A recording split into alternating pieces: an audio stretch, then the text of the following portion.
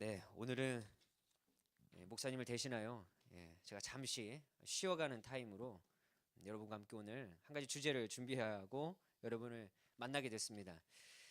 아마 그 문자를 통해서 다 받으신 것처럼 오늘 예수님의 호칭에 대한 이야기를 함께 좀 나눠보려고 합니다. 근데 저는 그 질문을 굉장히 좋아하긴 하지만 또 이렇게 앞에 서서 질문 받으면 사실 너무 쑥스럽기 때문에 질문은 가능한 개별적으로 와서 해주시고 굳이 뭐 질문을 하시겠다고 말씀하시면 뭐 제가 답은 우리 여기 오늘 서시지 못해서 아쉬우신 저와 똑같은 성을 가진 목사님께 제가 이렇게 답을 해드릴 수 있도록 잘 건네드리도록 하겠습니다. 오늘 예수님의 호칭에 대한 이야기인데 여러분 사실 예수님을 잘 몰라요 제가. 그리고 워낙 이 구약에 나타난 하나님만 너무 가까이 이렇게 지내다 보니까 예수님에 대해서 참 모르는 게 많았다는 생각을 많이 하게 됐는데 그게 하나가 바로 예수님의 호칭에 대해서 고민을 하다 보니까 내 예수님에 대해서 정말 굉장히 몰랐다라는 생각을 참 많이 하게 됐습니다. 근데 이제 이 예수님의 호칭과 관련돼서는 이미 들어온 질문이 하나 있었고요. 또 그거와 관련돼서 그 하나만 가지고 이게 설명하기는 좀 부족할 것 같고 전체적인 예수님의 호칭에 대한 이야기를 나누면 좋겠다라는 주제를 저희가 함께 나누게 돼서 오늘 이렇게 주제를 삼게 됐습니다. 여러분 근데 아마 여기서 결론적인 부분에서 다시 말씀드리겠지만 단 하나의 호칭만 제외하고 예수님께서 자기 스스로 사용하신 호칭이 생각보다 많지 않습니다. 대다수의 호칭들은 다른 사람들이 예수님을 어떤 이미지로 바라봤는지 아니면 어떻게 인식했는지에 따라서 예수님을 여러 가지 호칭을 사용하여 불렀고 예수님은 자기 자신을 가르칠 때 가장 많이 사용했던 호칭은 거의 하나라고 봐도 무방할 정도로 그 하나의 호칭에 굉장히 집중하셨던 모습을 볼 수가 있습니다. 그러면 예수님은 그 호칭을 통해 자신의 사역 또 자신의 삶 그런 걸 통해 그 회중들이 또는 무리들이 제자들이 많은 사람들이 예수님의 무엇을 알기 원하셨는지를 좀 우리가 알 수 있을 것 같고요. 그 외에 또 예수님이 예수님을 향하여 보는 다른 사람들의 어떤 모습을 보면서 그들은 예수님을 이렇게 인식을 했구나라는 걸 아마 생각해 볼 수 있을 것 같습니다. 아마도 예수님의 호칭이 이렇게 다양한 것처럼 아마 여러분도 어디에서 계시냐에 따라 갖고 다양한 호칭이 불려지지 않을까 생각합니다.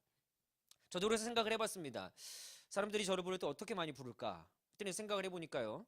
가장 많이 제가 주변에서 듣는 호칭이 형님 이 말을 제일 많이 들어요. 주변에서 후배들이 워낙 모르겠습니다. 왜 그렇게 연락을 하는지 모르겠지만 자꾸 밥 사달라고 보통 연락을 하는 거겠죠. 형님이란 말을 좀 제일 많이 들었던 것 같고 그 다음에 이제 학교에 들어오거나 이렇게 그 지방생활 하기 전에는 집에서 제 이름 원이야 이 말하고 오빠 제 동생이 많이 부르는 말 이 말을 가장 많이 들었던 것 같고 또 교회 와서 이제 목사 안수를 받고 났더니 전원희 목사님 이렇게 부르는 분이 있고 전 목사님 이렇게 부르는 분이 있고 리틀 존 이렇게 부르는 분이 있고 스몰 존 이렇게 부르는 사람도 있어요. 아마 저를 어떻게 인식하느냐에 따라 갖고 다르겠지만 저에게 빅이라는 단어를 붙이는 분은 안 계시더라고요. 아마 정확하게 인식을 하신 거겠죠.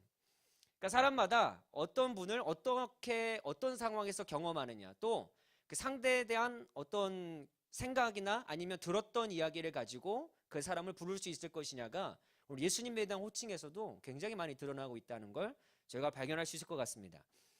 오늘 양은 7페이지인데요. 아마 천천히 이렇게 읽어가면 아마 우리가 시간 내에 잘 마칠 수 있지 않을까 생각해 봅니다. 첫 번째는 정말 유명한 호칭 중에 하나죠. 메시아입니다. 메시아를 히브리어로는 마쉬아흐라고 있습니다. 마쉬아흐. 헬라어로는요 두 개가 그려지는데 하나 앞에 있는 건 크리스토스, 뒤에 있는 건 이 히브리어의 번역을 거의 그대로 따라한 메시아스라는 단어를 사용하는 것으로 봅니다. 제가 헬이라는 단어에다가 각주 하나를 좀 넣어놨습니다.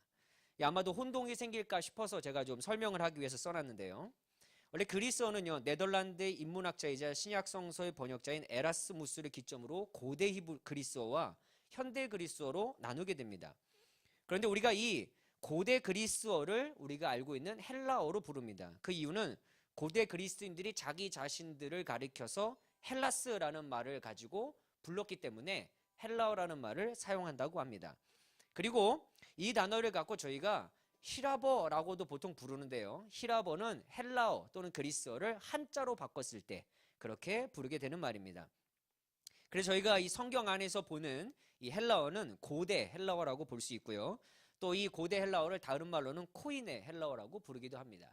그래서 우리가 중세 시대에 알고 있는 많은 사람들이 썼던 그런 고급적인 문장이 아니라 일반 사람들이 평소에도 편하게 사용했던 그런 언어가 바로 코이네 헬라어입니다. 고대 헬라어이고요. 그래서 여기서 저희가 이 예수님 시대 때 그리고 신약 성서 시대 때 사용했던 언어는 고대 헬라어라고 여러분 생각하시면 좋을 것 같습니다. 한번 글을 읽어보겠습니다. 히브리어의 음역을 따라서 그대로 음역한 메시아스가 쓰인 몇 개의 본문, 아마도 2개 정도가 있을 거라고 생각되는데요. 거기를 제외하고 메시아라는 히브리어를 70인역, 70인역이라는 단어를 지난 목사님 강의를 통해서 사본학에서도 또 그 이전에 신구약 중간사에서도 저희가 이 용어를 좀 들었던 적이 있으시죠? 아마 그래서 뭐 이해하실 거라 생각되고요. 그 히브리 70인역과 그리고 헬라어 성경에서는 크리스토스라고 번역을 합니다. 그러니까 구약에서는 이거를 마시아흐라고 썼던 이 단어를 70인역이나 저희가 보는 헬라어 성경에서는 그리스도인 크리스토스로 대다수가 번역을 한다는 말입니다. 이 단어가 가지고 있는 기본적인 의미는 기름을 붓다라는 동사에서 온 말입니다. 그래서 이 단어의 분사형이기 때문에 기름 부음을 받은 자라는 의미를 가지고 있습니다. 구약에서는 사울과 다윗이 그 주인공들입니다. 왕이죠. 그리고 하나님께서 이스라엘을 구원하기 위해 사용하셨던 고레스도 바로 이 기름 부음을 받은 자라고 구약에서는 말하고 있습니다. 왕뿐만 아니라 제사장 또는 예언자도 기름 부음을 받았습니다. 그래서 저희가 아마 그 주일학교 때부터 굉장히 많이 들어왔던 설명에 의하면 예수님을 그리스도로 표현하는 이유가 바로 이 기름 부음과 연관이 지어서 예수님은 왕으로서 그리고 제사장으로서 선지자로서 임무를 그 한 분이 다하기 위해서 오셨다라는 설명을 아마 가장 많이 들으셨을 겁니다. 그렇게 이제 이 단어를 따르자면 그렇습니다. 근데 이 단어를 조금 더 기원적으로 보았을 때 이 단어는 유대교에 속한 사람들이 가지고 있었던 민족주의적인 종말론 사상을 가지고 있었다는 걸 알 수 있습니다. 말이 좀 어려운데요. 민족주의적인 종말론이란 현실 세계 안에서의 종말 안에서 정치적 또는 사회적으로 압제를 당하고 있는 그들의 상황에서 메시아를 통한 궁극적인 구원을 말하는 것입니다. 그래서 그들에게 기름 부음을 받은 자인 왕은 구원을 가지고 오는 사람들이었습니다. 그래서 본래 메시아는 원래 구약에서 처음으로 쓰였을 때는요, 사람과는 다른 존재, 어떤 영적인 존재라든지 그리고 뭐 이렇게 예수님처럼 완벽한 신이자 하나님 이런 존재가 아니라 구약에서의 기름 부음을 받은 자인 메시아는 그냥 사람이었습니다. 사람. 그들의 인식 속에서요. 그렇게 우리가 지금 흔히 생각하는 초월적인 모습으로서의 메시아는 그들의 이미지 속에 처음에 있었던 게 아니었기 때문에 메시아를 초월적인 분이다 라고 가르친다는 건 조금 더 고대로 올라갈수록 그들에게 굉장히 낯설었을 것이라는 것이 이 단어를 의미를 좀 함께 올라가 보면 그렇게 생각해 볼 수 있습니다. 그러니까 이 단어를 그대로 메시아를 그냥 갖다 쓴다면 사실 사울도 다윗도 고레스도 또 그 외 제사장들도 이 단어를 얼마든지 사용할 수 있었다는 말입니다. 그냥 사람이었기 때문에요. 그런데 분명히 그들은요, 이 구약을 지나고 난 다음에 이제 신약에 들어와서 메시아, 이제 사상이 좀 변화된 초월적인 존재로 그리고 자신들의 어떤 현 시대만을 구원해줄 메시아를 넘어선 것을 기대는 했지만 여전히 아직 지금 현 상황을 구원해줄 사람으로서의 메시아를 기다리고 있었다는 그들의 사상을 우리는 아직도 볼 수 있습니다. 그래서 우리가 이 예수님과 많이 대립을 했던 사람들 중에서 예수님을 구원자, 메시아로 인정하지 못했던 이유가 예수님은 와서 섬기는 자로 오셨고 막 죄인들과 식사하시고 막 낮은 자에 가시고 막 이런데 그 사람들이 기대했던 메시아는 빨리 지금 로마의 압제로부터 자기를 구원해주고 이 나라를 독립하게 만들어주고 막 이런 것을 기대했던 그들의 모습이 있지 않겠습니까? 근데 그들의 모습이 어디서부터 왔냐 하면 바로 이 메시아라는 원래의 히브리어가 그들의 원래 구약에서 살았던 삶 속에서는 이 메시아가 사람을 가르쳤기 때문에 그렇습니다. 그래서 그들이 오해를 갖고 있었다기보다 원래 자기네 민족이 그래 왔기 때문에 여전히 거기에 그냥 머물러 있었던 겁니다. 근데 예수님은 단순히 이 정치적인 삶을 해결해 주기 위하여 이 땅에 오신 게 아니라 인간은 어떤 노력으로도 해결할 수 없는 죄의 문제, 구원의 문제 해결하기 오셨다는 걸 알기를 원하셨던 거죠. 근데 이 사람들이요, 메시아를 기다렸다는 그 말을 요한복음의 꽤 많은 곳에서 우리가 발견할 수 있습니다. 또 아마 그 메시아는 다윗의 후손에서 올 거라는 구약의 예언과 그리고 마태복음의 이야기를 통해 그들의 마음이 어땠는지를 알 수 있고요. 또 베들레헴에서 태어났다고도 그들은 아마 알고 있었을 것인데 사실은 아무도 모르는 곳에서 갑자기 나타날 수도 있다라는 생각을 그들은 했던 것으로 보입니다. 제가 이 전부 100%는 아니지만 이 쓴 글과 관련된 성경 구절을 여기다 다 이렇게 좀 써놨습니다.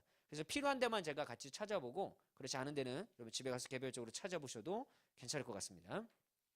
그래서 지극히 현실적인 메시아, 지금 이 상황을 좀 해결해 줄 그런 메시아를 꿈꾸고 있던 그들에게 십자가를 통한 속죄와 구원을 주시는 예수님의 이미지를 강조하는 이 호칭을 예수님 사역 초반에는 자주 사용하지 않았습니다. 왜냐하면 예수님이 오셔갖고 얘들아 내가 메시아야 이러면 그들이 우리의 죄의 문제를 해결하기 오셨군요 이렇게 인식하는 게 아니라 예수님 메시아예요? 그럼 빨리 반란을 좀 꾸며봅시다.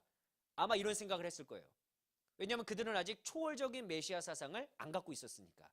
그러면 이 현 상황을 해결해 줄 메시아의 인식밖에 없었던 그들에게는 예수님이 내가 메시아다라고 말하면 반란을 도모하는 그런 주동자로 예수님이 아마 생각이 됐을 것이고, 그렇다고 한다면 로마 사람들도 그러면 반란군의 주동자인 예수님을 얼마든지 잡을 권한이 그들에게 있었을 겁니다. 그래서 예수님은 초반에 사역 초기에는 자신이 메시아로 드러내는 것을 감췄다는 구절들을 우리가 종종 발견할 수 있습니다. 1페이지는 그렇게 정리할 수 있을 것 같고요. 한번 뒤를 넘겨보시면 누가는 바로 이 그리스도라는 호칭을 통해서 우리들에게 좀 알기를 원하는 게 있습니다. 그게 뭐냐면 그리스도라는 이름을 통해 치유의 사건이 일어날 수 있다는 것을 언급합니다. 우리 정말 유명한 구절이지만 이 말씀 자체가 은혜가 되기 때문에 우리 한번 찾아볼까요? 사도행전 3장 6절입니다.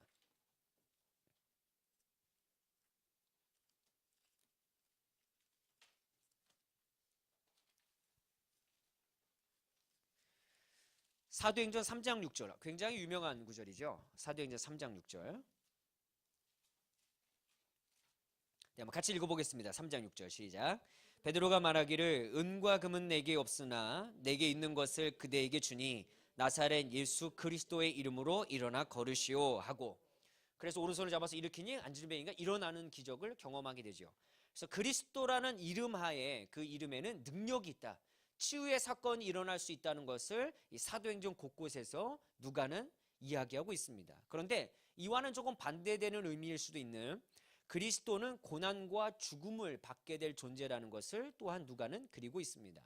그런데 그렇게 될 수밖에 없는 이유는 성경을 이루려 하기 위함이다라는 본문을 우리가 또 발견할 수 있죠. 나아가 사도행전에서는 죽음 이후의 부활을 반드시 언급하는 구절도 우리가 종종 발견할 수 있습니다.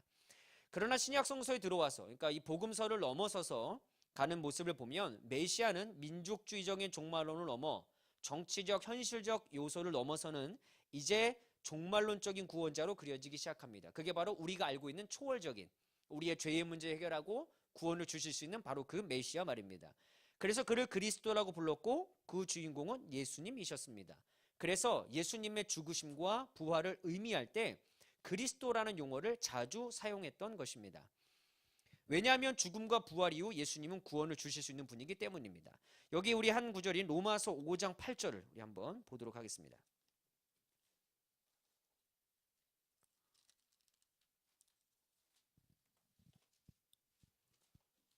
로마서 5장 8절입니다. 5장 8절 함께 읽겠습니다. 시작. 그러나 우리가 아직 죄인 되었을 때 그리스도께서 우리를 위하여 죽으셨습니다. 이리하여 하나님께서는 우리들에 대한 자기의 사랑을 실증하셨습니다. 아멘. 그래서 이 로마서 5장 이 안에는 사실 그리스도라는 이 호칭 자체가 굉장히 많이 등장합니다. 그래서 이 그리스도라는 이 호칭 자체를 로마서뿐만 아니라 고린도전서, 그러니까 이 복음서 이후에 있는 이 성경들에서는 예수 그리스도의 죽음과 부활 이쪽으로 초점을 맞출 수밖에 없었던 이유가 이제 앞에서는 그냥 사람들이 생각하는 어떤 정치적인 메시아를 넘어서서 죽음과 부활 이후에 우리들에게 구원을 가져다 주시는 분이라는 것을 강조해야 하기 때문에 뒤에서는 이 그리스도라는 단어를 자주 사용할 수밖에 없었습니다. 그래서 사람들이 그리스도라는 이 단어를 통해서 일단 인식할 수 있었던 것은 분명히 자신들의 상황 그리고 환경으로부터 어떤 구원을 주실 수 있는 분으로 인식할 때 바로 이 그리스도라는 단어를 사용했다는 걸 여러분 알고 계시면 좋을 것 같습니다. 그런데 이 그리스도라는 단어, 메시아라는 단어와 항상 연관지어서 빼놓을 수 없는 호칭이 하나 더 있습니다. 그게 바로 2번인 다윗의 자손입니다. 다윗의 자손은요, 신약 성경 안에서 왕 또는 이스라엘의 왕과 동일한 의미를 가진 호칭입니다. 그래서 다윗의 자손이라고 썼던 문장과 왕이라고 썼던 말과 이스라엘 왕이라고 예수님 불렀다면 이건 다 똑같은 의미입니다. 읽겠습니다. 유대교의 신앙에서 역사적 종말론적인 신앙과 더불어 메시아는 다윗의 자손이라고 여겨졌습니다. 다윗의 자손이라는 용어는 종말의 때에 구원을 주는 존재였습니다. 그리고 바로 이 단어를 통해 그들이 기다리고 있던 메시아는 지극히 현실적이었다는 사실을 발견할 수 있게 됩니다. 다윗의 자손에서 나오는 왕은 이스라엘을 다스리게 될 것인데 지금 자신들의 원수를 무찌르고 새로운 나라를 세울 것이라는 기대가 있었기 때문입니다. 구약에서 이미 예언을 할 때 메시아가 너희들에게 올 것인데 그 메시아는 다윗의 자손으로부터 올 것이다 라는 이야기가 이미 있었기 때문에 그들은 메시아를 기다림과 동시에 그 메시아는 다윗의 자손에서 올 것이다, 이렇게 이게 항상 연결이 되어 있었기 때문에 다윗의 자손은 곧 메시아였고 그 메시아는 곧 왕이었으며 그 왕은 또 우리들의 왕이었기 때문에 어느 때가 되면 우리를 구원해 주기 위해서 그분이 오실 거다, 이런 기다림을 그들이 갖고 있었던 거예요. 근데 그게 영혼의 구원, 어떤 내 삶의 구원 이런 게 아니라 지금 당하고 있는 이 상황에서의 구원이죠. 왜냐하면 그들은 이 예언을 받았을 때가 이미 이스라엘이 멸망한 다음이었으니까요. 그래서 그들이 어려움과 힘듦이 있을 때, 고난이 있을 때 예언자들을 통해 받은 메시지처럼 때가 되면 다윗의 자손에서 메시아이신 우리의 왕이 오셔서 우리를 구원해 주실 거야, 그때만을 끊임없이 기다렸던 겁니다. 그래서 그들은 현실에서 자신들을 구원해 준 메시아, 그를 기다렸고 그는 다윗의 자손이었으며 그들은 자신들의 왕이었다는 것입니다. 특별히 이 단어를 가장 많이 사용하고 좋아했던 성경이 바로 마태복음입니다. 마태복음에서는요, 예수님이 다윗의 자손이다라는 것을 이미 1장에서 족보에 일단 넣어놓습니다. 이것으로 시작하여서 마태복음에 나타난 이 호칭을 보면 다윗의 자손이신 예수님이 호칭과 관련된 사역은 원수나 나라를 세우는 것과 관련이 없습니다. 희한하게도요. 사람들이 다윗의 자손입니다 라고 기대했던 것까지는 똑같았는데 다윗의 자손이면 우리를 구원하고 우리를 이렇게 뭔가 해방시켜주고 이래야 되는데 마태복음에서 끊임없이 그리고 있는 다윗의 자손이신 예수는 겸손하신 분, 그리고 다수가 병자의 치유와 관련이 있다는 것을 우리는 발견해낼 수 있습니다. 이에 반해서 마가복음은 다윗의 자손이라는 호칭이 단 한 번밖에 나오지 않습니다. 왜냐하면 마가복음을 아마 받아보았던, 또 마가가 어떤 이 타겟으로 삼고 썼던 독자들은 비유대인이나 또는 비유대계 출신의 그리스도인들을 향해 쓰였기 때문에 다윗의 자손이라는 용어를 그들은 뭔지도 잘 몰랐을 거예요. 유대인들이어야, 이스라엘 사람들이어야 그들이 기다리고 있던 다윗의 자손에 대한 생각이 있는데 그 민족이 아니었던 사람들은 다윗의 자손이 뭐야? 다 그냥 그렇게만 알고 있어서 굉장히 생소했을 거라 생각하기 때문에 마가복음에는 이 단어를 주되게 사용하지 않습니다. 참고적으로 예수님께서 예루살렘 입성에 관한 본문에서 발견하는 것처럼 예수님을 왕 또는 이스라엘 왕으로 부르는 호칭은 다윗의 자손과 같은 의미라고 볼 수 있습니다. 그리고 그 메시아를 예수님으로 인식하고 있던 사람들은 예수님을 다윗의 자손이라고 표현했다는 것을 알 수 있습니다. 그러면 왜 사람들은 이렇게 예수님을 향하여 다윗의 자손으로 인정하는 건 그들의 민족의 문화였으니까 그럴 수 있지만 예수님께서 우리들에게 정말 원하셨던, 또 마태복음에서 그리고 있는 다윗의 자손은 으로서의 예수님은 무엇일까? 그거를 제가 정리해 봤더니 예수님께서는 다윗의 자손이기 때문에 무엇으로부터 해방시켜 주는 것은 맞습니다. 그런데 단순히 정치적인 나라의 해방이 아니라 사람은 누구라도 해결할 수 없는 죄로부터의 해방입니다. 그리고 마태복음이 이 호칭을 강조했던 이유는 자신의 민족이 그렇게 기다리던 메시아가 예수를 통해 오게 되었다는 것을 알려주기 위해서입니다. 너희들이 기다리던 메시아는 너와는 모습이 좀 다를 수 있을지 모르겠지만 우리 민족에 그렇게 기다리던 메시아 다윗의 자손은 바로 이 예수님이야. 근데 예수님이 우리 민족이 기다리던 어떤 사회와 정치와 나라의 해방이 아니라 정말 어느 누구도 해결할 수 없는 죄의 문제를 해결하기 위해 그분은 오셨어. 다윗의 자손으로부터 해방은 죄로부터의 해방이야. 그러니까 예수 그리스도가 메시아임을 믿어라. 이것을 마태복음은 강조하고 있다는 겁니다. 그래서 우리는 예수님에 대한 이 다윗의 자손의 이미지를 생각해 볼 때 우리는 이 마태복음의 이야기를 기억해 볼 필요가 있습니다. 예수님 우리의 삶에 행복을 주시고 또 우리 지난주 목사님의 설교처럼 부자가 돼서 많은 사람들로서 섬기는 것도 너무 좋아하시는 일이겠지만 무엇보다 예수님이 우리의 신앙과 삶에 가장 먼저 알기 원하신 건 우리의 죄의 문제를 해결하기 위해 오신 다윗의 자손 예수 메시아시라는 것을 알기 원하시지 않을까 저는 곰곰이 생각해 보게 되었습니다. 그래서 우리의 삶에 어떤 문제를 해결하실 수도 있겠지만 무엇보다도 궁극적인 우리의 구원을 해결하기 오신 예수님을 다윗의 자손이라는 호칭을 볼 때마다 여러분 기억하시면 좋을 것 같습니다. 세 번째는 하나님의 아들 또는 아들입니다. 그런데 하나님의 아들이라는 호칭은 많이 나오진 않습니다. 오히려 그냥 아들이라는 호칭이 훨씬 더 많이 나옵니다. 성경에서 이 호칭은요, 세 부류로 사용됩니다. 세 가지 부류요. 하나님께서 창조하신 피조물의 하나인 인간과 하나님이 연결될 때 이 호칭을 사용합니다. 출애굽기 4장 22절을 보면 이스라엘 민족을 향하여 이들은 내 아들이다 이렇게 표현합니다. 그러니까 하나님과 관계가 있는, 그러면 우리가 찬양을 통해서도 고백하는 것처럼 저와 여러분들도 다 하나님의 자녀들, 또 하나님의 아들 이렇게 표현할 수 있겠죠. 관계가 있으니까. 우린 또 하나님께 창조된 피조물들이니까요. 그리고 구약에서 하나님의 아들은 이스라엘 또는 왕을 가리킬 때 썼던 호칭입니다. 그리고 마지막으로 예수님을 향해 이 호칭이 사용됩니다. 신약에서 특히 마가복음에서 이 용어를 또 굉장히 좋아하는 것 같습니다. 물론 마태복음에서도 이 용어는 상당히 중요하다는 걸 발견할 수 있고요.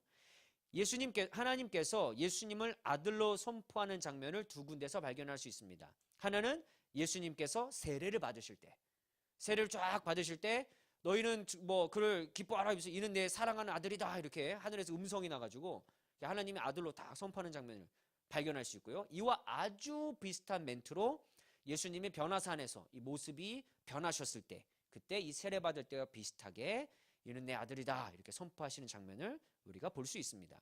그런데 문제는요, 귀신들도 예수님을 하나님의 아들로 인식했다는 거예요. 더러운 귀신들이요, 예수님을 보며 하나님의 아들이라고 말했습니다. 또 거라사의 귀신 들린 사람도 예수님을 하나님의 아들이라고 말했습니다. 그런데 그냥 하나님의 아들 안녕하세요 이게 아니잖아요, 그죠? 본문을 보니까 예수님을 하나님의 아들로 인식하는 귀신들의 모습을 여러분 기억하십니까? 그들은 두려움에 떨고 있었습니다. 그래서 그들은요, 예수님을 하나님의 아들로 인식한 것을 넘어서서 예수님을 두려워한 것으로 볼 수 있는데, 그는 아마도 하나님의 아들인 예수 그리스도가 가지는 권능이 얼마나 무서운 것인지, 또 하나님의 아들로서 가지는 권세가 강력하다는 것을 분명히 귀신들은 알았기 때문일 것입니다. 그래서 예전에 제가 아주 어렸을 때 목사님을 통해서 이 귀신 이 사람들이 예수님을 향해서 이렇게 갖는 모습을 갖고 이 설교하셨던 게 있는데 그게 잊혀지지가 않아요.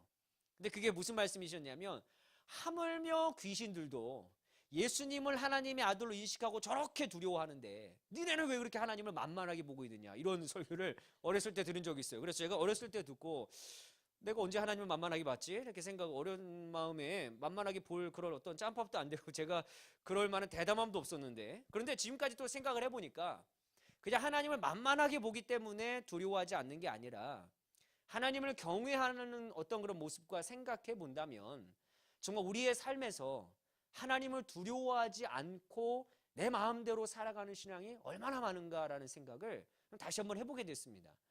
그러면 정말 예수님을 하나님의 아들로 인식한 귀신들은 그냥 인식을 한 것을 넘어서서 아들로서 가지는 권세를 알았기 때문에 두려워한 것처럼, 우리도 하나님의 아들을 예수 그리스도로 올바로 인식하고 있다면 분명히 우리도 예수 그리스도를 경외하는 신앙을 우리는 분명히 가져야 하지 않을까? 저는 이걸 준비하면서 좀 다시 한번 생각해 보게 됐습니다. 그리고 이 단어를요, 언제 또 사용하게 되면 예수님을 신문하는 과정에서 대제사장이요, 예수님에게 물어요. 너가 하나님의 아들이 맞냐?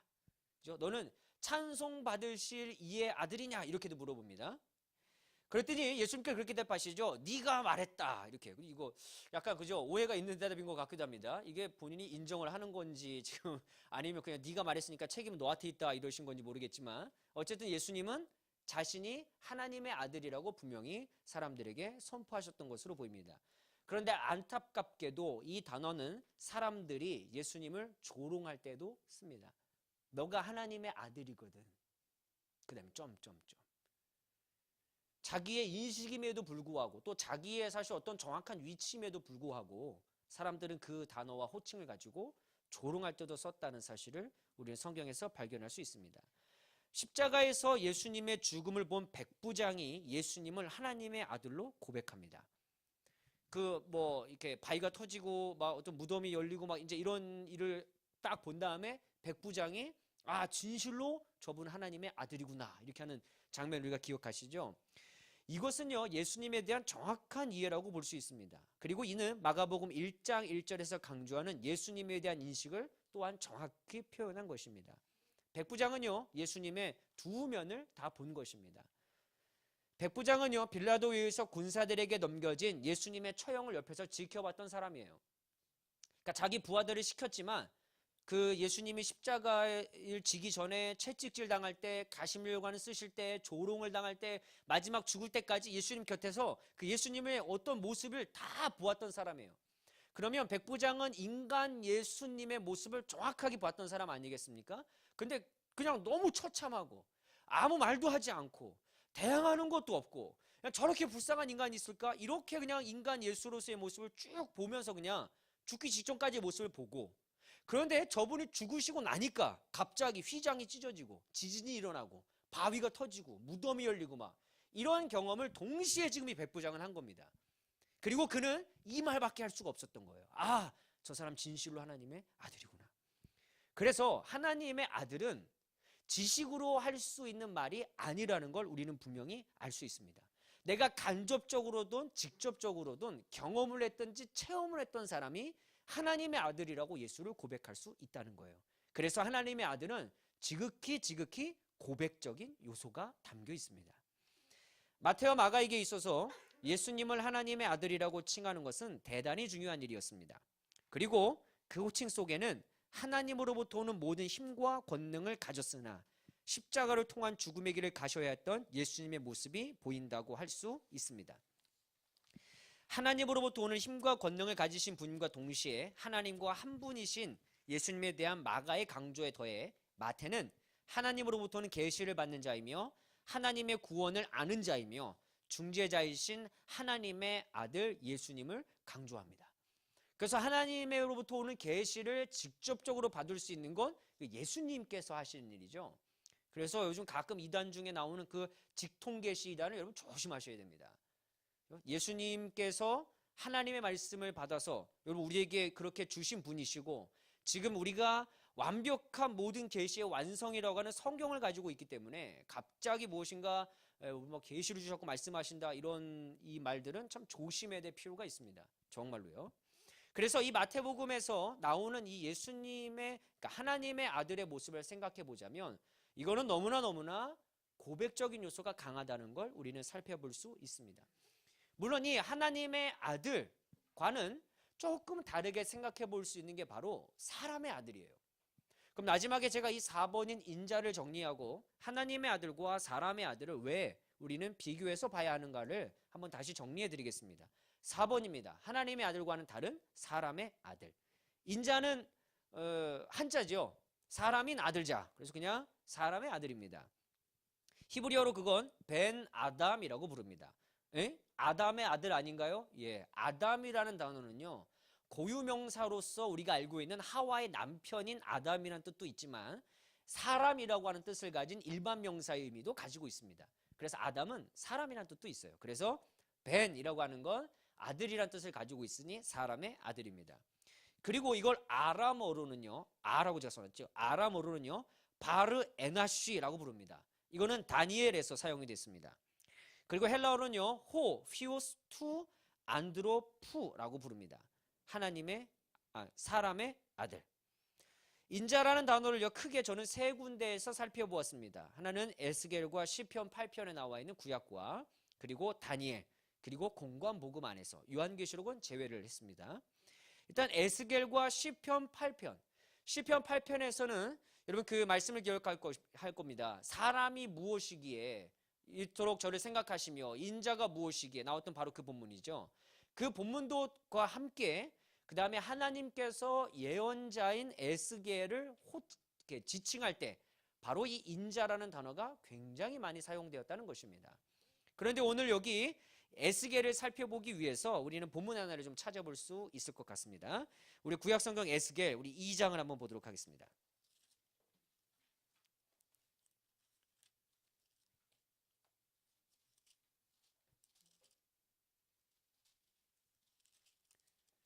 에스겔 2장 1절입니다.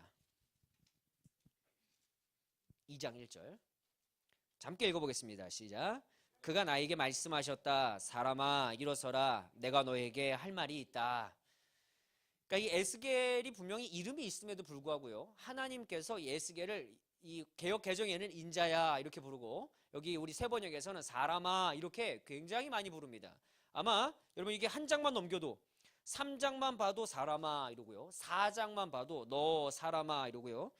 6장만 봐도 사람아, 5장만 봐도 너 사람아. 계속 그냥 사람이라고 불러요. 에스겔을 향해서. 그러니까 에스겔을 향해서 이 벤 아담 이렇게 부르는 건데 아니 이름이 있음에도 불구하고 왜 에스겔을 향하여 벤 아담이라고 이렇게 부르는 것일까요? 어떤 신약학자는요, 이 에스겔에 나와 있는 이 인자라는 개념이 사람을 가리키는 것이 아니라 어떤 다른 존재를 가리킨다고 말했던 책의 모습을 제가 잠깐 보게 됐는데요. 저는 이 구약을 굉장히 사랑하고 좋아하는 입장으로서 대다수의 구약학자들은요, 여러분이 에스겔에 나와 있는 인자를 초월적인 어떤 사람이 아니라 그냥 우리가 알고 있는 사람으로 볼 것을 권합니다. 여기에서는 그냥 에스겔이죠. 그럼 에스겔을 왜 이름을 나비두고 사람이라고 불렀을까요? 아마 이건 제가 과거에 저희 교회에서 설교를 한 적이 있기 때문에 그때 아마 들으셨던 분들은 기억을 하시겠지만요. 하나님께서 에스겔을 사람이라고 부르신 이유는 그의 한계를 인식하게 하기 위해서입니다. 구약에서 후반부로 갈수록 이 사람에 대해 모습을 생각해 볼 수 있는 단어들이 많이 등장하는데요. 그 중에 하나가 이 인자 또는 먼지 이렇게 아파르라는 이런 단어들을 통해서 사람의 존재에 대해서 다시 한번 인식하고 생각해 볼 수 있게 만드는 단어들을 자주 사용한다는 겁니다. 그러면 사람이 자주 자기의 모습을 생각해 보고 또 사람으로서의 나를 생각해 볼 때 인간이 마지막에 경험할 수밖에 없는 결론은 나는 한계가 있는 존재다라는 것을 인정할 수밖에 없게 된다는 거예요. 왜냐하면 벤 아담보다 조금 더 구체적으로 사람을 지칭하게 만들어주는 단어가 아파르인데 이 아파르라는 단어를 제가 여러분에게 몇 번 설명드린 적이 있지 않습니까? 이 아파르라는 단어, 바로 이 아파르라는 단어는 바로 흙 위에 있는 먼지이고 바로 이것은 인간을 만든 물질이기 때문에 바닥에 있는 흙을 보면서 인간이 자신의 존재를 생각해 본다면 아 나는 원래 흙의 그 먼지로 만들어진 존재이지 그러면 창조주로서의 하나님을 인식할 수밖에 없게 되고 피조물된 자기의 한계를 발견할 수밖에 없기 때문에 에스겔에서도 하나님은 에스겔이 가지고 있는 특별히 인간이 가지고 있는 한계를 느끼게 하시면서 결국은 하나님께서 일하게 되실 거라는 것을 에스겔이 알기를 원하셨다는 거죠. 그래서 제가 그때도 2장을 가지고 설교를 한번 했었는데요. 그때 사람아 일어서라 이렇게 명령을 하셨지만 2장 2절을 보게 되면 에스겔은 자기 발로 일어서는 게 아니라 성령이 그러니까 하나님의 영이 그에게 와서 그를 일으켜 세워줍니다. 그리고 마른 뼈 가장 유명한 본문이죠. 거기에 가서 마른 뼈가 있는 곳을 보게 될 때 하나님께서 거기에 또 역사하셔갖고 그 마른 뼈가 군대가 되는 일들을 보게 되면 사람으로서의 존재, 한계가 있는 에스겔로서의 존재는 그가 한 게 아무것도 없습니다. 하나님께서 하신 일들이죠. 그래서 이 시편 8편과 에스겔 여기 구약에서 나타날 인자는 그냥 우리와 같은 사람으로 한계를 가진 그런 사람을 나타내는 단어로서 사용이 되었습니다. 그러나 다니엘에 들어가면 의미가 완전히 달라져 버립니다. 다니엘의 묵시에서 인자와 같은 이가 등장합니다. 우리 다니엘 7장 13절에 한번 같이 보겠습니다.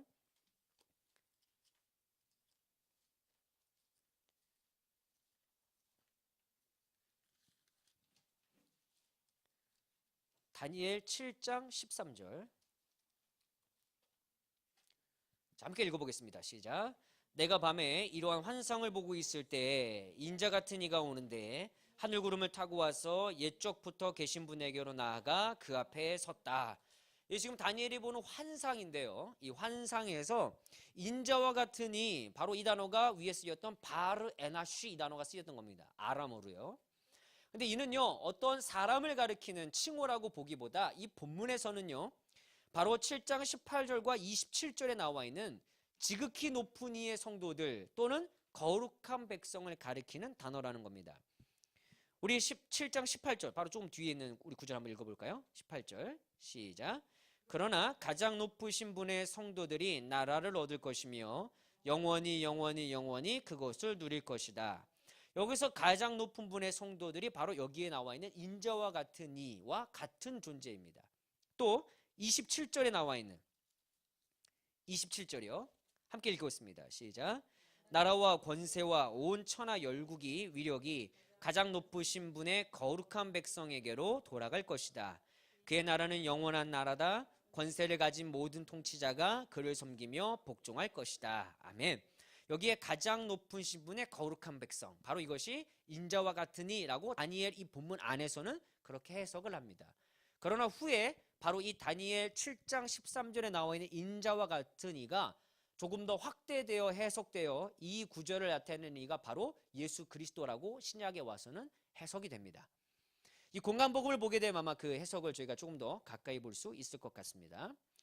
공간복음에만 70번 정도 등장하는 이 호칭은요, 인자라는 복음서마다 나름의 특징을 가지고 있습니다. 이 호칭은 예수님의 사역에 대한 정확한 이해를 보여줄 수 있기 때문입니다. 그러나 공통된 특징이 있다면 이 호칭을 통해 예수님의 고난에 대한 이야기를 풀어나가고 있다는 것입니다. 그런데 무엇보다도 중요한 것은 이 호칭을 다른 누군가가 예수님을 향하여 부른 적이 없습니다. 오직 예수님이 자신을 향한 호칭으로 사용하셨다는 것에 주목해 볼 필요가 있습니다. 그러면 앞서 말씀드린 것처럼 왜 예수님이 이 호칭을 자기 자신을 향하여 자꾸 사용하였는지를 우리가 이제 알 수 있지 않겠습니까? 왜 원하셨는지. 인자의 역할을 따라 분류해 보았을 때 첫 번째로 인자는 반드시 고난과 죽임을 당해야 한다는 사건과 관련하여 이 호칭이 사용됩니다. 우리 한 군데만 살펴보겠습니다. 마가복음 8장 31절.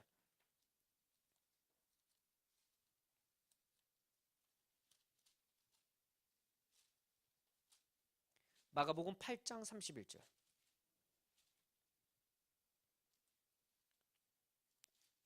자, 31절 함께 읽어보겠습니다. 시작.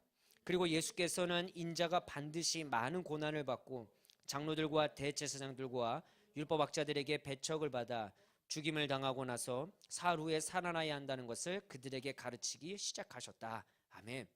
인자라는 단어가 정말 많이 사용된 어떤 활용 중에 하나는 바로 이 죽음과 고난과 관련된 것입니다. 그리고 인자의 호칭과 관련되어 이 고난과 죽음에 관련된 호칭을 마가복음이 굉장히 강조하고 있습니다. 그리고 이렇게 자신이 고난을 받고 죽어야만 하는 것은 하나님의 뜻이며 또한 성경이 그것을 증명한다는 것을 마가복음에서는 반복하여 이야기하고 있습니다. 그러면 여기에서 우리는 인자라는 이 호칭을 통해서 우리는 살펴볼 필요가 하나가 있는 게, 이 인자라는 단어는 말 그대로 사람의 아들이라고 하지 않았습니까? 사람의 아들인 예수 그리스도께서, 예수님께서 왜 사람의 아들로서 자기 자신을 이렇게 나타내기를 원하셨는가를 우리가 생각해 보았을 때, 이 첫 번째 부류에 따지는 예수님의 인자의 모습을 생각해 본다면 저는 그것이 바로 우리와의 공감대 형성이라고 말씀드리고 싶습니다. 여러분 혹시 이런 기도 드려보셨는지 모르겠습니다. 하나님, 제 마음을 알기는 아십니까? 예, 아마 그런 기도를 안 해보셨다면 굉장히 여러분 건강한 신앙생활을, 하나님과 아주 깊은 기쁨과 감사함 속에서만 하신 분들이고, 저는 굉장히 그저 삶이 비관적이고 비판적이었는지 모르겠지만 그렇게 기도를 많이 해봤던 것 같습니다. 그런데 그때 인자의 모습으로 다가오신 예수님이 제게 은혜가 됐어요. 그래서 하나하나씩 한 부분을 살펴봤더니 사람의 모습으로 오신 예수님은 이 땅에서 왕따도 당해봤고 욕도 먹어봤고 맞아보기도 했고 침뱉음도 당해봤고 그리고 조롱도 당해봤고, 뭐 너무 사실 제 삶에서는 별로 안 당해본 걸 막 당해보시고 마지막에 저의 쟁점을 딱 찍어주셨던 게, 이건 제 신앙의 고백입니다만, 원희야, 내가 너가 겪었던 어떤 아픔과 어려움을 다 겪어봤는데 너 십자가는 져봤니? 거기선 할 말이 없더라고요. 제가 십자가까지는 제가 졌다면 지금 여기 안 살아있겠죠, 제가. 그래서 예수님이 인자의 모습으로, 그러니까 사람의 아들로 이 땅에 오셔서 그분이 모든 순환과 아픔을 겪었다는 건 여러분의 마음을, 우리 사람으로서 살아간 우리의 모습을 그분이 다 경험하고 아신다는 거예요. 그걸 우리들이 알기를 원하시지 않았을까? 저는 그것이 첫 번째 부류에 나와 있는 이 모습이라고 생각합니다. 그런데 만약에 우리의 모습을요 그냥 이해해주고 알아주고 그냥 어떻게 위로만 해주는 모습에서 끝났다면 여러분 그건 예수님이 아니고 누구라도 할 수 있어요. 나랑 비슷한 경험을 했던 사람들, 아니면 나와 어떤 좀 근처까지라도 좀 했던 사람들이 있다면 그분들을 통해서 위로받을 수 있겠죠. 그런데 그분들이 해결해 줄 수 없는 문제가 있단 말입니다. 죄의 문제, 우리의 삶에 어떤 지고 가는 그 무거운 죄의 문제, 구원의 문제, 그거 누가 해결해 줄 수 있습니까? 어떤 사람이. 그래서 예수님이요, 인자의 모습에서 두 번째, 세 번째의 부류가 그걸 해결해 주는 거예요. 두 번째는요, 미래의 인자 역할입니다. 이 의미와 관련된 인자 사상이 바로 다니엘 7장 13절에서 이렇게 건너온 거예요. 마가복음의 이야기가 등장하는데요, 마가복음에서 인자는 영광 중에 구름을 타고 오실 것입니다. 그리고 예수님은 바로 이 인자가 자신이라고 대제사장 앞에서 선언하셨습니다. 마태복음에서는 마가와 같이 첫 번째 그룹에도 비중이 있으나, 그러니까 고난과 죽임을 당해야 한다는 것, 종말론과 관련하여 권능을 가지고 교회와 세상을 심판하시는 구원자임을 굉장히 강조한다는 구절을 우리는 곳곳에서 발견할 수 있습니다. 제가 미처 성경 구절 다 적지 못했지만 많은 구절들이 여러분 그 병행 구절이라고 하죠. 마태, 마가, 누가복음에 계속 나와 있는 구절.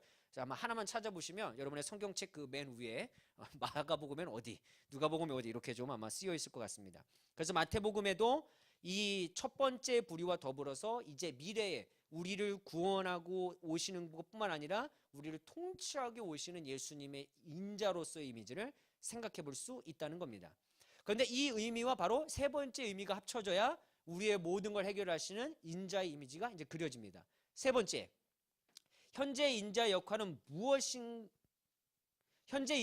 무엇인가이다. 그것은 정확하게 죄를 사할 수 있는 권세를 지니신 분이라는 거예요.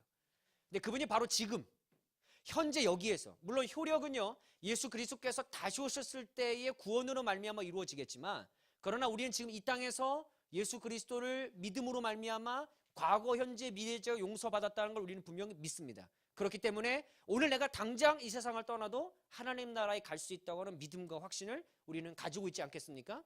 그러니까 예수님께서 죄 사함의 권세를 지닌 인자라는 사실이 강조가 된다는 거예요. 지금 이 자리에서.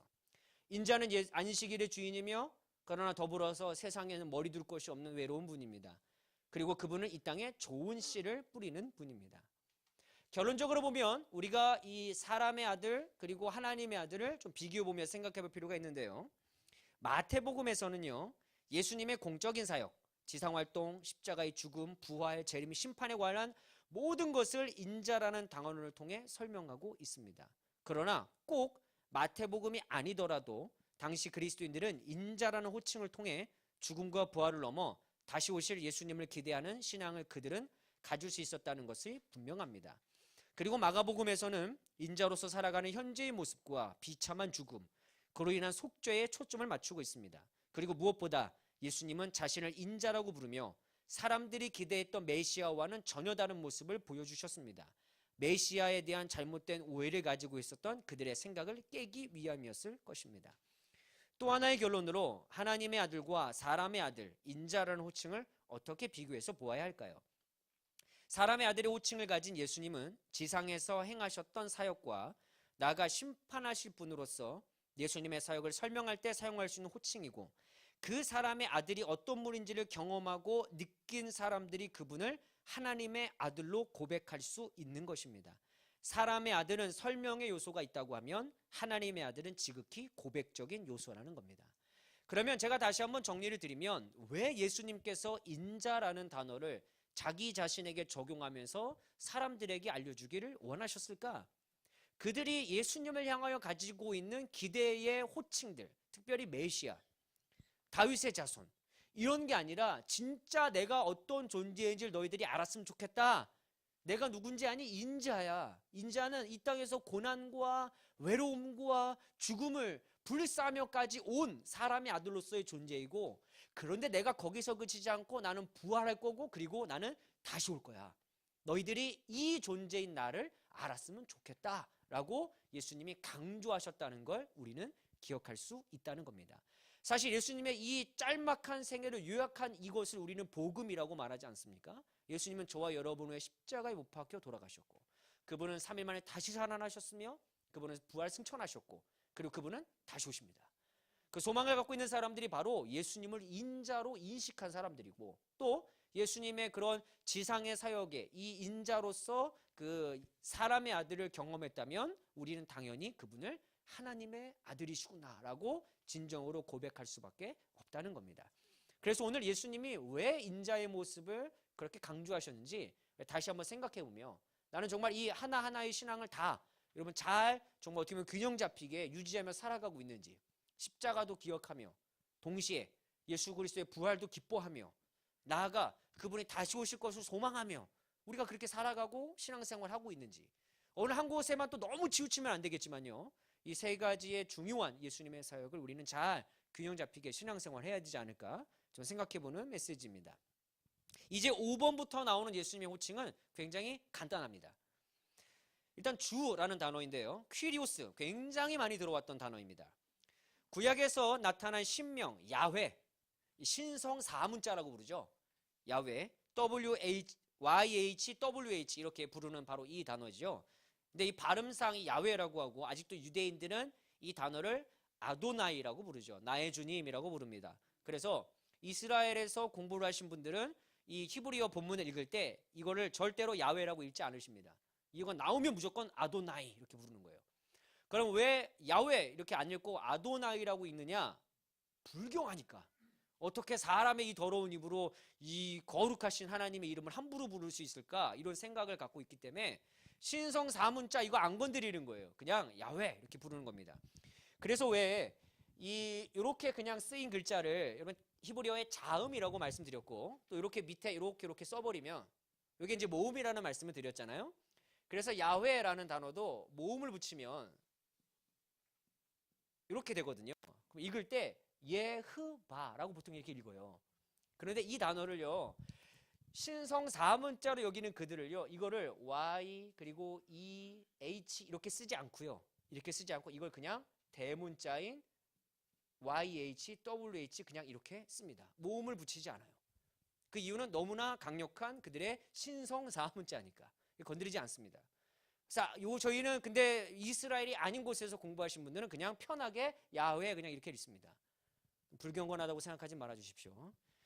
그런데 이 단어를요, 70인역 거기에서는 이 단어를 대다수가 다 퀴리오스, 주님이라고 번역을 합니다.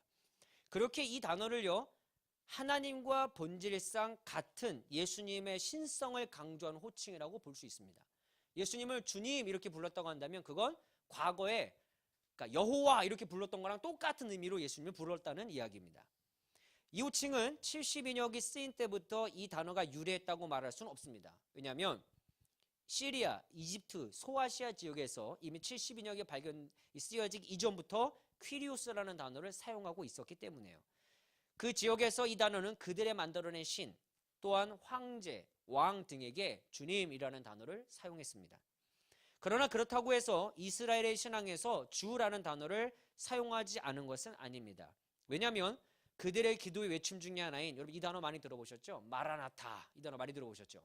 찬양에도 들어있고. 근데 이게는 원래요, 헬라어 그리스어가 아니라 이게 아람어입니다. 옆에 이렇게 써놨죠. 아람어랑 여러분 히브리어랑 이 모음이 똑같이 생겼어요. 자음도 똑같이 생겼고. 근데 문법이 조금 다릅니다. 그래서 이걸 그대로 읽으면 마라, 주님이라는 단어예요. 이게 마라, 그 다음에 이게 뒤에 단어가 아타입니다. 아타, 오십시오 이렇게. 그래서 주님 오십시오 이렇게 번역할 수 있는 단어가 마라 아타입니다. 그러니 이미 헬라어 퀴리오스가 있기 전 이스라엘은요, 주라는 단어를 이미 사용했습니다. 그리고 그것을 예수님에게 적용하는데 그들은 아무런 무리가 없었습니다. 마라나타는 묵시무락에서 나올 수 있는 외침입니다. 왜냐하면 예수님이 가셔야 다시 오시니까, 그죠? 가셔야 다시 오시니까. 그래서 그리스도교에서 이 외침을 통해 다시 오실 재림 예수를 기다리는 자들의 모임이라고 할 수 있습니다. 이 단어를 많이 외친다면.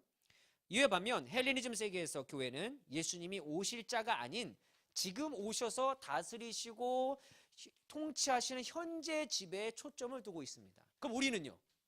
우린 두 가지 다죠. 이미 이 땅에 오셔서 그리고 이제 부활하고 승천하셨지만 이 땅을 이미 다스리고 계시는 이미 임한 하나님의 나라를 우리는 알고 있고, 그러나 궁극적으로 예수님의 재림으로 말미암아 다시 올 그 예수님의 소망을 우리는 두 가지를 다 가지고 살아가고 있습니다. 예수님을 주라고 칭하는 것은 하나님과 사람 사이의 중보가 되신다는 것을 의미할 수도 있습니다. 그리고 마가복음에서처럼 마가복음은요, 주랑 선생님 이 단어를요 굉장히 비슷한 의미로 사용합니다. 그래서 아마 선생님이라는 존칭의 호칭일 수도 있겠다. 그래서 깊은 존경심을 나타낼 수도 있는 것으로 볼 수 있습니다. 마태복음에서도 이와 다 크게 다르지 않은데 지존하심과 신성을 가지고 계신 예수님에 대한 존경의 반응으로 주님 이렇게 불렀을 것입니다. 그런데 무엇보다 중요한 건 이거예요. 예수님을 주로 고백한다는 것은 실존적으로 우리들에게 충성과 헌신이 요구되는 겁니다. 왜냐하면 우리가 예수님을 주로 부르는 순간 우리의 신분은 자연스럽게 종이 되기 때문입니다. 이 호칭을 굉장히 중요시하게 생각하는 성경이 어디냐면 바로 누가입니다. 누가복음과 사도행전은요, 이 주님이라는 단어가 197번이나 등장합니다. 그래서 우리들에게 지금 우리 생명의 삶 또 본문이지 않습니까? 누가복음. 우리들에게 요구하는 거예요. 여러분, 주님이라는 단어만 나오면 그냥 거기 본문을 집중적으로 보십시오. 그러면 우리들에게 예수 그리스도를 주로 고백할 수 있느냐? 이런 묻는 문장으로 생각해 보십시오. 그리고 나는 과연 주님이라고 말했던 그 문장, 그 성경을 가지고 나도 그렇게 고백할 수 있는가를 생각해 볼 필요가 있습니다. 왜냐하면 예수님을 주로 고백하면 나는 종이 되는 거고, 내 생각과 내 어떤 계획은 있지만 주님의 말씀에 나는 순종을 해야만 하고, 나는 이쪽 길로 가고 싶지만 주인이 원하시면 나는 이쪽 길로 안 가야 되는 거예요. 그 왜 종이니까. 그래서 여러분, 누가복음을 읽을 때는 사실 굉장히 저는 조심해야 될 필요가 있다고 생각합니다. 정말 주님으로 하나님을, 예수님을 고백하고 있다면 우리는 철저한 하나님 앞에 충성과 헌신이 필요할 것입니다.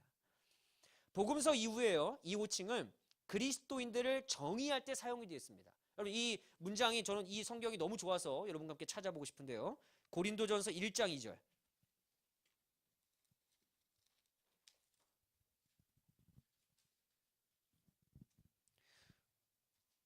고린도전서 1장 2절. 함께 읽겠습니다. 1장 2절 시작. 고린도에 있는 하나님의 교회에 이 편지를 씁니다. 그리스도 예수 안에서 거룩하여지고 성도로 부르심을 받은 여러분에게 문안드립니다. 또 각처에서 우리 주 예수 그리스도의 이름을 부르는 모든 이들에게도 아울러 문안드립니다.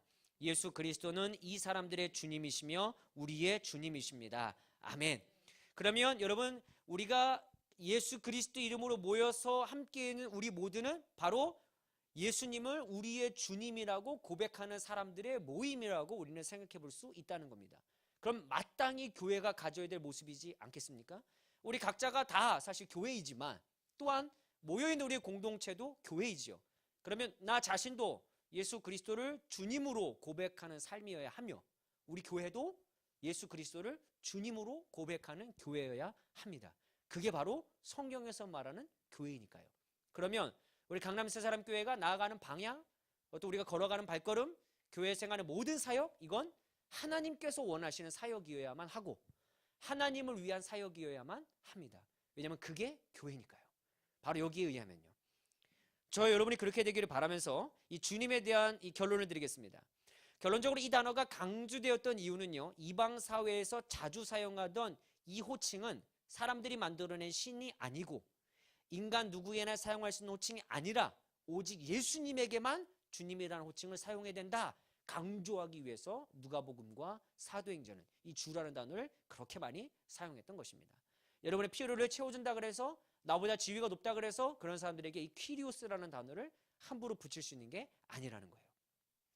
여섯 번째, 구원자 또는 구주라고 번역된 소테르라는 단어입니다. 이 단어는요, 누가의 저서, 그러니까 누가복음과 사도행전에 4번, 요한복음에 1번 등장합니다. 그래서 이 단어는요, 상당히 특별합니다. 누가복음 1장 47절을 제외하고 이 단어는 모두 예수님을 향한 호칭입니다. 이 구주는 곧 그리스도이시며 이스라엘의 회개와 죄사함을 주기 위한 분이시며 이스라엘을 위해 다윗의 자손에서 나오신 분이고, 그러므로 이 모든 것을 설명하기 위해 바로 이 구원자가 곧 그리스도시고 그분이 곧 다윗의 자손이다 이렇게 설명하기 위해서 누가가 사용했던 단어입니다. 당시 이 단어는 신적인 존재뿐만 아니라 통치자, 철학자, 정치가, 심지어 의사에게까지도 이 소테르라는 단어를 사용했다고 합니다. 그런데 누가는 그런 구주가 본질이 아님을 알려주기 원해서 아마 이것을 사용했던 것으로 보입니다. 아마 이 사용한 의도는 퀴리오스라는 단어와 똑같겠죠. 주님이라고 부르는데 사람들이 야, 니네가 생각하는 그게 주님이 아니라 예수님만이 주님이야 이렇게 딱 해결을 하고 났더니 또 이 사람 저 사람에게 소테르 부르고 있는 거예요. 구원자라고.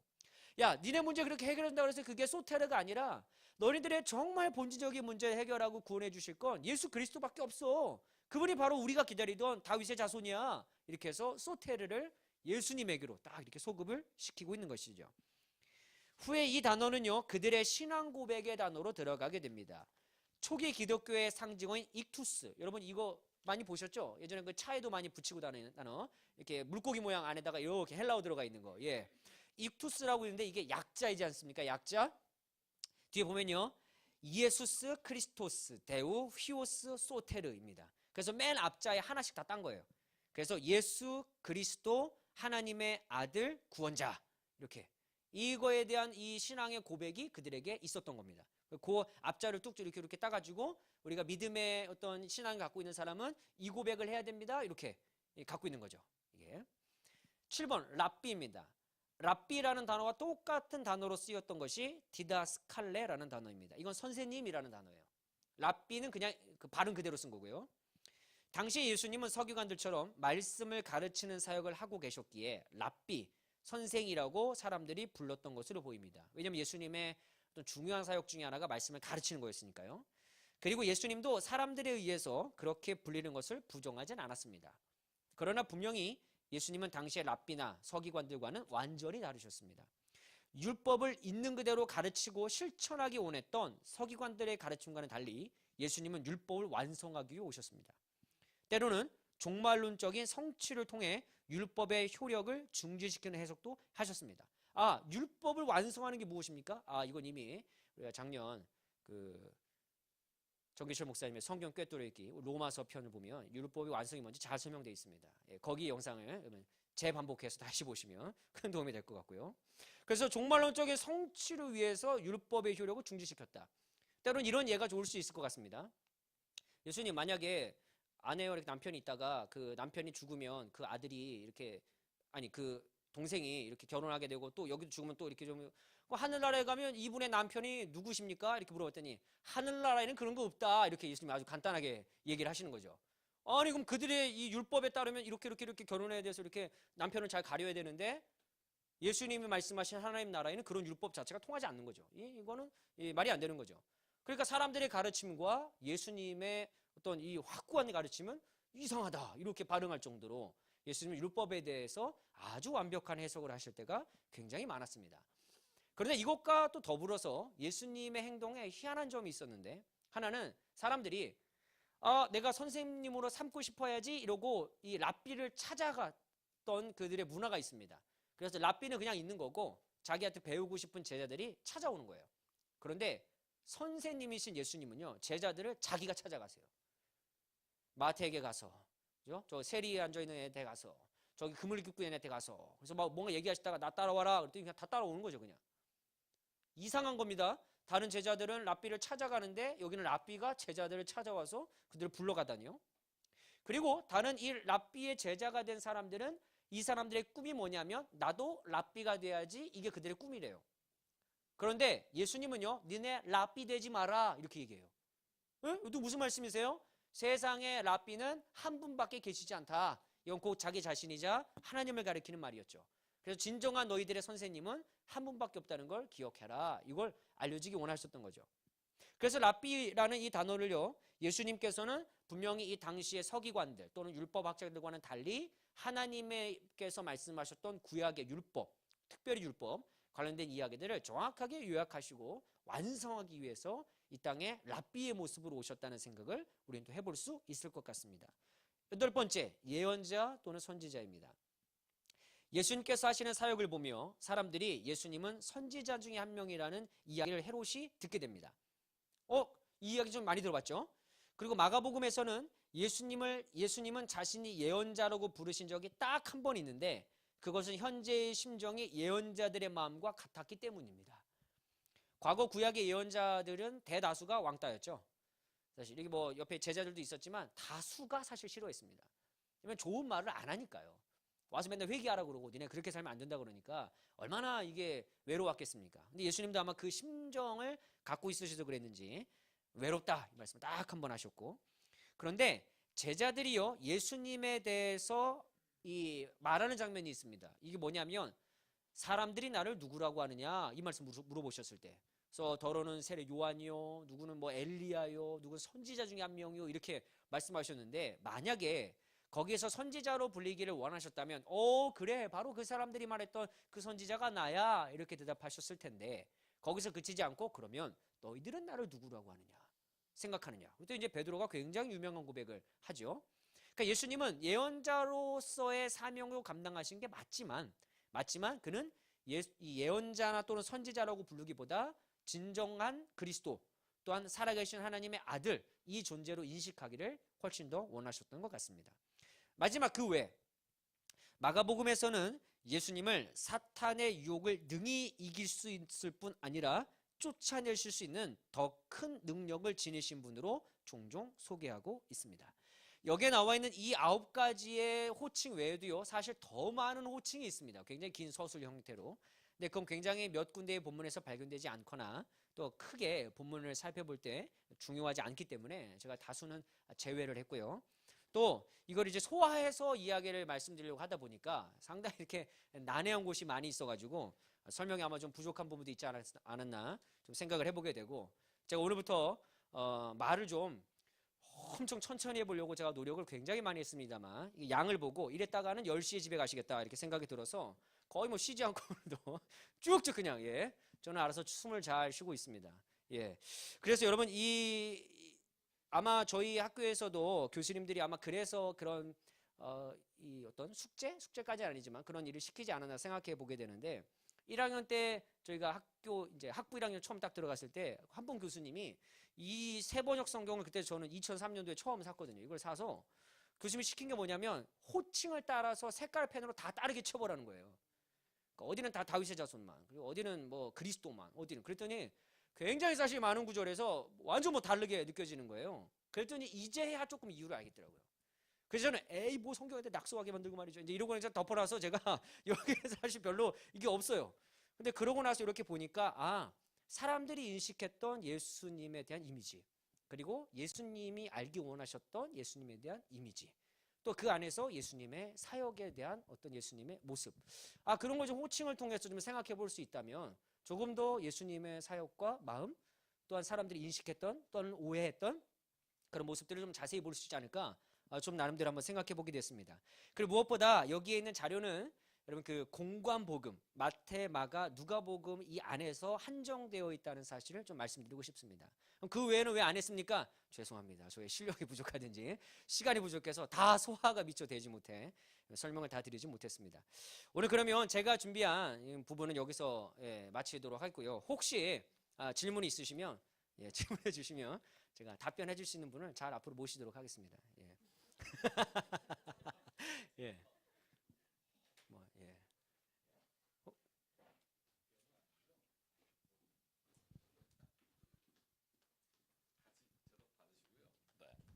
사실 제가 저희 목사님들과 같이 이렇게 계획을 짜는 이유는 목사님들도 또 연구를 또 하셔야 되고요.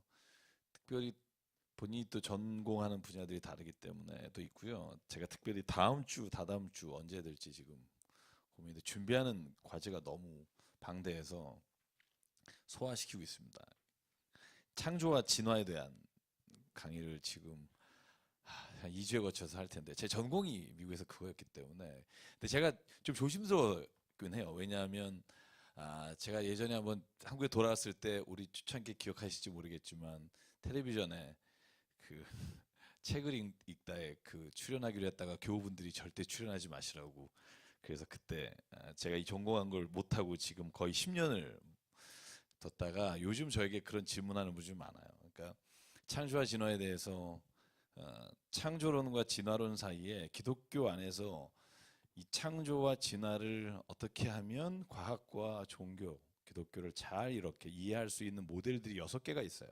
그러니까 제가 여러분에게 그 모델들을 한번 같이 나누고, 그리고 기독교 안에서 과학자들이 다양한 의견들이 있다는 거, 그것이 신앙에 있어서 꼭 위배되는 건 아니라는 거, 그런 걸 제가 하다 보니까 지금 책이 막 1000페이지짜리 막 이런 걸 다시 정리하고 있다 보니까 제가 좀 거기에 좀 돼 있고요. 그래서 여러분들이 주신 질문들이요, 제가 이제 정리해서 한번 좀 드리겠는데, 창조와 진화에 대해서 물어본 분들이 있었고, 하나님은 후회하시는가, 이제 우리 전호희 목사님이 5분짜리로 했는데, 이제 이게 우리가 보통 열린 유신론, 닫힌 유신론, 그래, 하나님이 우리 모두를 한 사람 한 사람이 구원받을 자와 구원받지 않을 자를 미리 아시는가, 이런 질문들이 굉장히 연결돼 있어요. 그래서 굉장히 그거는 예정론과 인간의 자유의지론과의 굉장히 연합된 어떤 일이 있어서, 이걸 이제 좀 이해할 수 있게 잘 이제 소화하려면, 그래서 여러분 그것도 굉장히 재밌는 주제가 되고요. 또 하나, 하나님 뜻을 어떻게 알 수 있을까? 이건 좀 굉장히 많이 들어봤으나 여러분들이 궁금해할 일인 것 같고, 어떤 분은 또 이런 질문 하셨어요. 하나님하고 하느님하고 도대체 뭔 차이가 있냐? 천주교하고 공동 번역은 하느님이고 우리가 보는 건 하나님이다. 그런 질문도 있었고요. 또 교회는 아주 굉장히 작은 거지만 교회는 꼭 한 교회를 출석해야 되느냐? 이분은 이제 무슨 의도인지 모르겠으나 농담이에요. 교회는 다 똑같은 거 아니냐? 그래서 교회론에 대해서 성경이 말하고 있는 어떤 교회가 어떤가? 제가 CTS에서 특강할 때는 1시간 특강을 했었는데 이제 교회에서는 해본 적이 없는 것 같아요. 그리고 지옥하고 연옥 차이를 좀 알고 싶다. 그다음에 천국이랑. 그래서 제가 연옥이란 어떻게 시작됐는가 책을 샀더니 그것도 600페이지예요. 그래서 그런 책이 있더라고요. 굉장히 좋은 책이 있는데, 이 연옥이라는 주제가 사실 중세 때 캐톨릭의 주제가로만 나왔을 뿐이지 이전부터 있었던 고대 연옥이라고 하는 이미지에 관한 것, 그리고 왜 그것이 지옥과 관계가 있고 그것이 왜 성경이 없음에도 불구하고 중세 때 캐톨릭에서 그걸 수용하게 됐는지, 또 기독교 개신교는 그걸 어떻게 생각하는지, 그런 문제를 물어보는 게 있었고요. 은사, 기적, 예언, 방언 요즘도 왜 할 수 있냐 없냐 이런 질문 하신 분 있어요. 원하시면 제가 한번 이렇게 좀 해드리겠고요. 구약 성경에서 왜 900살까지 살았는데 요즘 왜 그렇게 못 사냐 뭐 이런 질문. 궁금하시죠? 그죠? 얼마나 좋을까? 신앙 좋으면 900살 넘겨요. 뭐 이런 답을 원하시는 건지는 모르겠습니다만, 거기에 대해서도 여러 가지가 있어요. 제가 창세기 할 때 이야기 나눈 적이 있는데, 그 다음에 동성애에 대해서 물어보신 분 있었어요. 동성애는 죄냐 아니냐 뭐 이런 문제부터 어떻게 그 사람들 대해야 되느냐 뭐 이런 주제까지. 술 담배 문제 물어보신 분 있었어요. 술 담배 그 외에 문화적인 어떤 차이를 어떻게 볼 것이냐. 그래서 이런 주제를 제가 그 중간중간에 우리 목사님들에게 한 주제씩 드려서 중간에 같이 저희가 좀 해보려고 하고요. 그래서 어떤 건 진짜 한 달, 2달 녹익어야 되겠다는 생각도 들고 해서 어쨌든 전반기 이번 학기에 한 16개 주제를 뽑아서 가보려고 하고, 주일에 주보에 설교 맨 하단에 이번 주 수요일에 어떤 주제가 있는지 여러분 이번 주부터 알려드리면 여러분이 그걸 가지고 오시면 좋겠고요.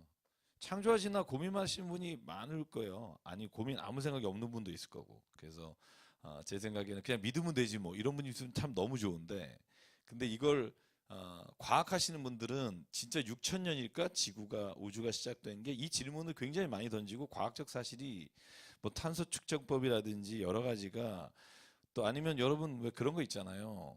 별이 지금 보이는데 10억 광년 떨어진 별을 지금 우리가 인식할 수 있다는 건 빛의 속도로 10억 년을 와야 되는데, 우리가 지금 그걸 본다는 건 10억 년의 어떤 우주의 나이가 있을 것이라는 걸 짐작할 수밖에 없는 이런 것들을 아는 사람들은 이제 고민하기 시작하는 거죠. 6천 년 이런 거죠. 그래서 혹시 여러분들이 그런 질문이 있다면 여러분이 좀 다음 주가 될지 다다음 주가 될지 아직 제가 확신을 못 하겠습니다만 창세기를 좀 읽어 오시고요. 되게 재밌을 거예요. 되게 재밌을 거라고 확신하고요. 여러분 신비한 세계를 갈 수도 있다는 생각을 좀 하고요. 오늘 질문을 좀 봤죠. 오늘 질문 예수님의 호칭 누가 질문을 하셨어요. 인자에 대해서 질문하셨고, 그래서 예수님이 왜 이렇게 이름이 많냐 도대체 예수님이 그래서 오늘 저번에 한번 전원희 목사님이 이 주제에 관해서 설교하신 적이 있어서 제가 부탁을 드렸고 굉장히 잘하시죠? 네, 그렇죠. 굉장히 입신하시겠어요. 혹시 질문 있으시면 네, 예수님 호칭에 대해서. 여러분 하나님도 굉장히 이름이 많잖아요. 그죠? 우리가 아는 것만 해도 여호와 이레. 그죠? 그러니까 예를 들면 이제 야훼나 엘로힘 뭐 우리가 알잖아요. 주 하나님으로 번역되는 야훼나 엘로힘 말고 여호와 라파. 요즘 저는 여호와 라파 기도를 되게 많이 해요. 왜냐하면 치료의 하나님이시잖아요. 그래서 우리 교회 아프신 분들을 위해서 할 땐 여호와 이레는 뭐죠? 준비하신다, 이런 준비한다는 의미가 있고, 여호와 삼마는 뭐죠? 여호와의 삼마, 여호와 니시가 이제 깃발이라는 뜻이고요. 삼마, 삼마, 그죠? 그러니까 여러분 그냥 하나님이 거기에 계십니다 이렇게 우리가 그 이해하는데, 여호와 로이가 있죠. 뭐죠? 여호와 나의 목자다 할 때 여호와 로이. 네. 샬롬 있고요. 네, 샬롬. 네. 샬롬 사사기 6장에 나오는 그 여호와 샬롬.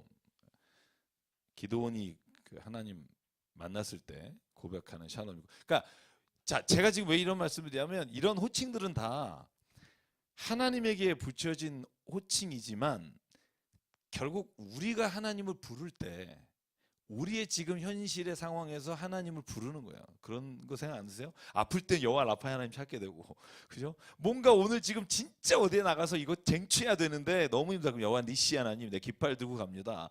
네, 그래서 여러분 찰리 채플린 영화 설명 한번 드린 적 있어요, 그죠?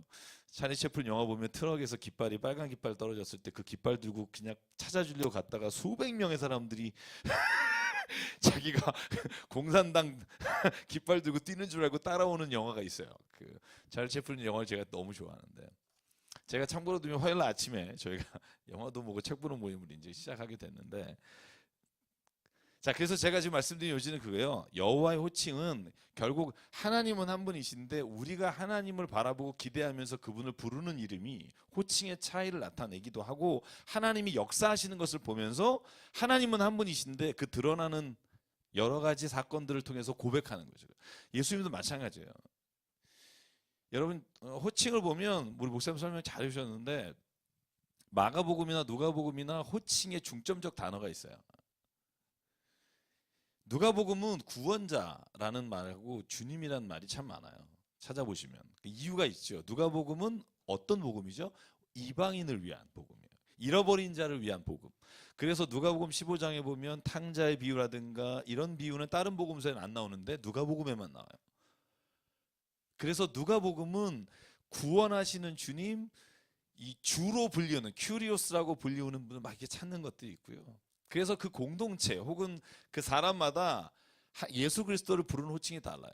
특히 이제 질문했던 사람의 아들, 그 다음에 하나님의 아들, 이 호칭에서 제가 주의 깊게 보는 건 안식일의 주인은 누구라고 그러겠죠? 인자가 안식일의 주인이다, 이런 표현이었어요. 그러니까 여기 이중적 의미가 있는 걸 여러분 아시겠죠, 그죠?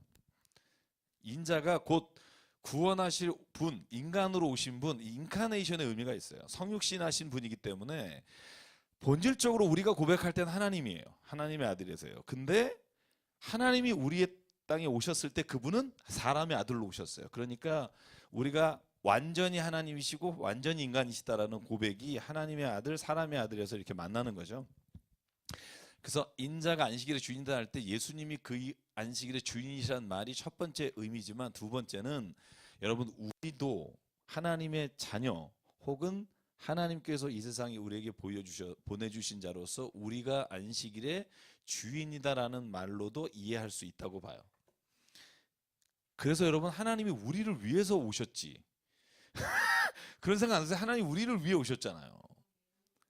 그 높은 보좌에서 우리를 위해 오셨다. 그래서 진짜 안식일은 우리가 하나하나 지켜보고 안식일 지키는 애는 골라서 상 주겠다가 아니라 하나님이 우리를 진짜 사랑하니까 안식을 주시겠다. 그죠? 그래서 안식일의 주인은 하나님이시지만 결국 더블 미닝으로 우리가 안식일에 하나님께서 우리를 쉬게 하시고 우리를 재창조의 기회를 주시고 이런 의미를 가지고 우리를 쓰신다고 생각하고요. 여기 오신 분들은 전 대단하다고 봐요. 참, 성역 공부 1시간 반 하시기가 쉽지 않은데, 마지막 질문 받겠습니다. 뭐든 좋습니다. 호칭 아니어도 좋습니다. 평소에 성경을 읽다가 궁금하신 거 있으시면, 없으시면 저희가 기도하고 마치도록 할게요. 네.